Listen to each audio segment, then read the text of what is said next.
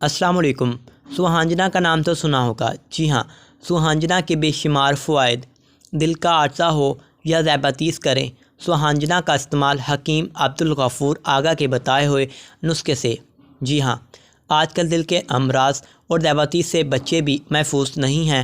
یہ ایسے امراض ہیں جو کسی کو بھی کبھی بھی متاثر کر سکتے ہیں، اور اس سے متاثر مریضوں کو لاکھوں روپے لگا کر اس کا علاج کروانا پڑتا ہے، لیکن اب مزید ایسا کرنے کی ضرورت نہیں۔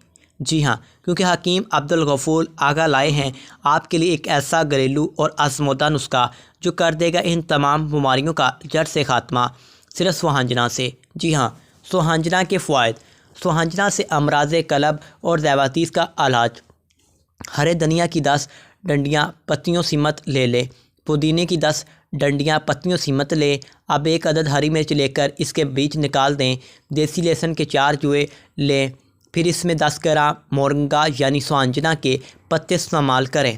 اب اس میں وٹامن سی کے لیے املی یا پھر لیمو شامل کریں۔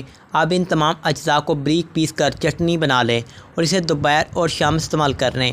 اس سے قوت مدافعت میں اضافہ ہوگا، امراض قلب اور ذیابیطس کے مریضوں کے لیے بھی فائدہ مند ثابت ہوگا۔ تو سوہانجنا بہت ہی اچھی چیز ہے۔